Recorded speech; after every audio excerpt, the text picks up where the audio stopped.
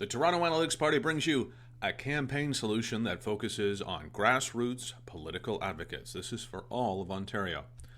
We'd like to introduce you to Leviathan. Leviathan is an artificial intelligence model built from unique data collected during the Canadian federal election in 2015. Leviathan has identified the top neighbourhoods likely to advocate for any of the three parties, Liberal, Conservative, or NDP. Leviathan uses three data sources: public neighbourhood data, the election results, and our proprietary political yard signs. Leviathan measures advocates, that's the proportion of households that are advocating for any party, and affiliation, that's the share of advocates for each party. The outcome, a prioritized list of households that can be used for a marketing or political campaign. It's available to align to any of the three parties, NDP, Liberal, or Conservative. Now, clearly, the list would be different for each of the parties. We would not give the same list out to each group. And it's perfect for political operatives, advertising agencies, public service agencies, etc. Leviathan is based on a one-of-a-kind data set with over 5,000 political yard signs and over 24 ridings observed. We have 905, 416, and 613, and we take this data and we can extrapolate to all neighborhoods across Ontario. Special attention was given to highly desirable neighborhoods. We show you here on the maps. We have the Bridle Path in Toronto and Rockcliffe Park in Ottawa. Also included South Oakville, Babby Point, Hogs Hollow, and the Kingsway, and this gives us extra chances to take a look at how the 1% advocate and affiliate. Now, yard signs offer the highest advertising potential per impression. Yeah, you can get more impressions in mass advertising, such as like Hockey Night in Canada or the Super Bowl.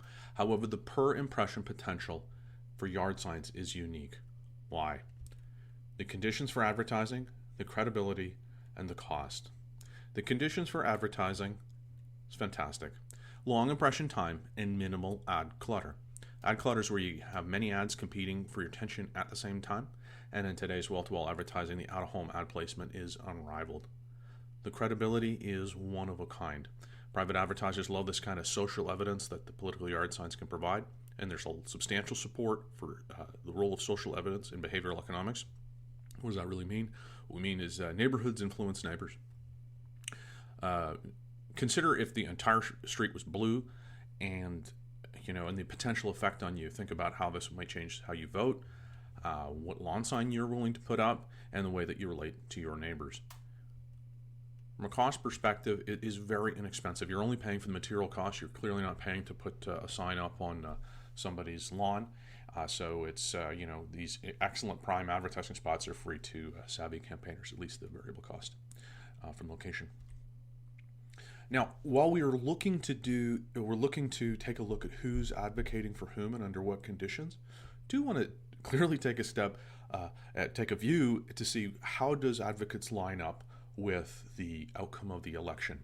So we have here is the proportion of the votes and the proportion of the advocates, and this is in the areas that we analyzed. Conservatives line up almost perfectly here, where we have 34% of the votes and 35% of the advocates. The Liberals, we have 51% of the votes and 44% of the advocates, again, pretty close, lining up.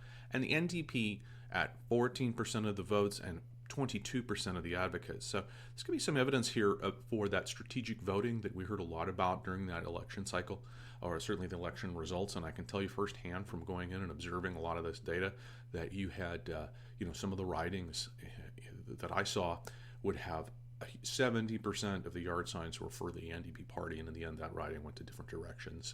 So interesting to see that in the data, but overall, very strong relationship between the proportion of advocates and the proportion of the vote. We do see lots of variation in advocacy across many different slices of the data. Showing you one here, which is just some regional stuff here. We have the 1%ers here. We have Etobicoke, which is part of Toronto, 416 core, 613, 905, and rural neighborhoods. The 1%ers here, we can see having 2 times the advocacy rate compared to the average, meaning they're twice as likely to have a yard sign than the average. And on the other side, we see that the rural areas are far less likely to have yard signs. Now, same idea by income bracket. We can see here that people with a high income, which are your one percenters, saying the same, almost same rate, two times the amount, the per capita advocacy rate, and yeah, you see a little bit, and certainly on the lower end, you see much less advocacy rates here down in the lower income brackets. So there is a relationship here between income and advocacy, but it's not perfect at all. Like if you look, just get rid of the ends here, the 60,000 and over 300,000. It's not a clear relationship. It's not easy to say, hey, the more income you have, the more likely you are to advocate. That's not true at all. In fact, you have a big bucket in here of your average person or your average households in here that have lower than average advocacy rates. Now, if we look at the income and affiliation, we see some very interesting things here again for the under 60,000 income per household per year. By the way, obviously, just to take a look at this, clearly we see the Liberals doing great across the board. There is significant variation in who supports the Liberals, but we have to get into the different regions, and this is across the board, so we don't see too much variation in this view. Now, we do see lots of variation in the NDP to Conservative views. Under 60,000, we see that the NDP actually has less proportion of people that put signs out than versus the Conservatives, which might surprise some. And the NDP share of advocates goes up for a little while in relation to income, which might surprise some. Once we get to 100,000, the NDP share of support starts to decline in a manner that you kind of traditionally aligns with the party brands, and then you'll see that the Conservatives start to move up, and the Conservatives actually win the one percenters here, and the NDP not getting a lot of support here in areas such as the Barrel Path.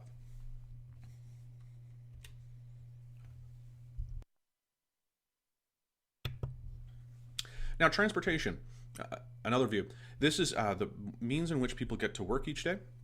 I see some very interesting things here. So here we'll take a look at people that are neighborhoods that are more likely to go get to work by car, public transit, bike, or walk. From an advocacy rate, we'll see that people, or neighborhoods, I should say, that are technically their cars to work are far less likely to put a yard sign out than people who take public transit. Public transit are much more likely, 40% more than average, to affiliate for one party or another. See biking and walking as well being quite high. And how does the support fall out? Well, we can see for those neighborhoods that drive their car, it is really a discussion about Liberals and Conservatives, with the NDP essentially being completely removed from that discussion. When we go to public transit, on the flip side, we see the most support going to the NDP party, so doing extremely well here, and Conservatives now struggling. So, the closer you are to your work, in terms of whether you can take public transit, bike, or walk versus a car, start to see its NDP and Conservative divides here. And the Conservative support gets a little bit higher here if you can, for neighborhoods that are able to walk to work. Okay. Interesting policy, relevance for policy debate here for each of those parties. Okay, putting it all together. If you like what you see, we have a lot more material, a lot longer presentation. We'll directly walk you through what you saw here in much more detail. There is additional information, such as the role of age, riding level participation, university degrees, occupations. We can certainly get into pricing if you'd like to. You're going to be pleasantly surprised. Now, Leviathan allows you to focus on your top priorities. You can manage your time better, and you're able to enact really interesting strategies. So you can shore up and support, you can bite and hold, you can use tough love. So by shore up and support, I mean go at your top neighborhoods that are most likely to advocate for you, make sure you get those. The second is bite and hold. So these are more your swing neighborhoods that could go one way or another, and if you need to get to those first to make sure they go your direction, certainly Leviathan will be excellent for that. And tough love, those are the neighborhoods that aren't statistically likely to support you. Leviathan is perfect for any of the three major parties: provincial and federal, political advocacy groups, lobbyists, and public service campaigns. Our neighborhood ranked solution, Leviathan, is inexpensive. I can assure you of that. You'll be really surprised and happy. It's simple and easy to use and designed to support quick decision making.